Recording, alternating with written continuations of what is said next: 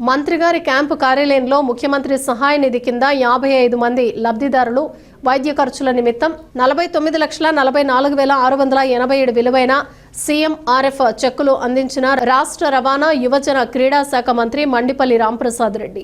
ఇప్పటి వరకు కూటమి ప్రభుత్వం ఏర్పడిన నుండి 7,30,00,000 రూపాయల సీఎం రిలీఫ్ ఫండ్ చెక్కులను అందించిన ఘనత మంత్రి మండిపల్లి రాంప్రసాద్ రెడ్డి. చెక్కులు పంపిణీ సందర్భంగా వైద్య సహాయం అందుకున్న రోగుల ప్రస్తుత ఆరోగ్య పరిస్థితిని, వారి యోగక్షేమాలను ప్రత్యక్షంగా అడిగి తెలుసుకున్నారు. నిరుపేదల ఆరోగ్య సమస్యలను పరిష్కరించడానికి కూటమి ప్రభుత్వం ఎల్లప్పుడూ సిద్ధంగా ఉంటుందన్నారు. ఈ కార్యక్రమంలో టీడీపీ సీనియర్ నాయకులు గాజుల ఖాదర్ బాషా, పి మదన్ మోహన్ రెడ్డి, సుధాకర్, మదన్ తదితరులు పాల్గొన్నారు. అందరికీ నమస్కారం.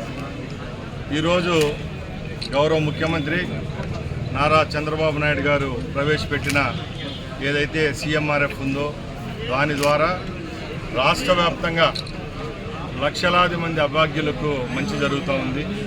దానిలో భాగంగానే కార్పొరేట్ హాస్పిటళ్లలో ఎవరైతే చికిత్స కోసం ఖర్చు పెట్టుకునే డబ్బులను ప్రభుత్వం భుజాల పైన వేసుకొని వారికి చెల్లిస్తుండే విధానమే ఈ సీఎంఆర్ఎఫ్ స్కీము. కూటమి ప్రభుత్వం ఏర్పాటైన తర్వాత 4వ పర్యాయం చంద్రబాబు నాయుడు గారు ముఖ్యమంత్రి అయిన తర్వాత ఎక్కడ పేదవాడు అనేవాడు కష్టపడకూడదు, ఆరోగ్యపరంగా ఏ సమస్యలు ఎత్తినా కూడా ఈరోజు మొట్టమొదటిగా గ్రామీణ స్థాయి నుంచి జిల్లా కేంద్రాల వరకు హాస్పిటల్ గవర్నమెంట్ పరిధిలో పనిచేస్తున్నాయి. అవే కాకుండా కార్పొరేట్ చికిత్స కోసం ఎవరైతే కష్టపడి ఆస్తులు అమ్ముకొని అలాగే బంగారు తాకట్టు పెట్టుకొని ఈరోజు కార్పొరేట్ హాస్పిటళ్లలో చికిత్స చూపించుకుంటున్నారో అలాంటి వారికి కూడా వరమలాగా ఈ సీఎంఆర్ఎఫ్ పనిచేస్తూ ఉంది. దానిలో భాగంగా ఈరోజు మన రాయచోటి నియోజకవర్గంలో సుమారు ఒకే రోజు 50 లక్షల రూపాయల చెక్కులు అందించడం జరిగింది.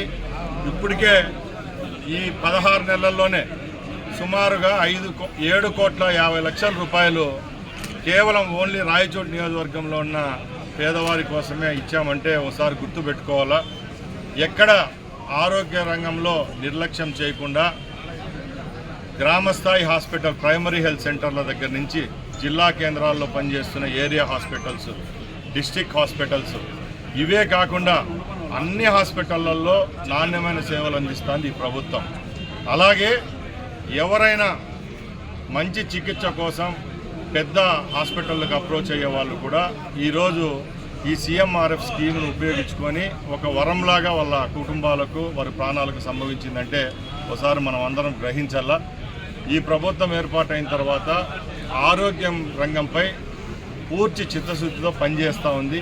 ముఖ్యంగా మన రాయచోటి ప్రాంతంలో ఎవరైతే ఈరోజు బెంగళూరు, తిరుపతి, హైదరాబాద్, విజయవాడకు పోయి వారి యొక్క ఆరోగ్యం కోసం బయట హాస్పిటళ్లలో చూపించుకొని అక్కడ బిల్లులు చెల్లించలేక కష్టపడుతున్నారో అలాంటి వాళ్ళకు కూడా ప్రభుత్వం చేయూతనిస్తూ సుమారుగా వాళ్ళు ఖర్చును పెట్టిన డబ్బులో 70% రీఇంబర్స్మెంట్ చేస్తూ ఉందంటే ఇది కేవలం ఈ ప్రభుత్వానికి, చంద్రబాబు నాయుడు గారికి దక్కుతుందని తెలియజేసుకుంటూ, అలాగే ఈరోజు మహానుభావుడు మన రాజ్యాంగ సృష్టికర్త డాక్టర్ బిఆర్ అంబేద్కర్ గారి వర్ధంతి, ఈ వర్ధంతిని పురస్కరించుకొని నా తరపున నా ప్రగాఢ సంతాపాన్ని వ్యక్తం చేస్తున్నా.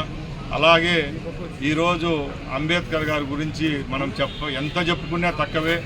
ఈరోజు భారతదేశంలో అడుగంటిన వర్గాల వాళ్ళు, దళితులు, బీసీలు ఇలాంటి వారికి రాజ్యాధికారం సంభవిస్తూ ఉందంటే అది కేవలం అంబేద్కర్ గారి యొక్క కృషి ఫలితమే నేను తెలియజేసుకుంటున్నా.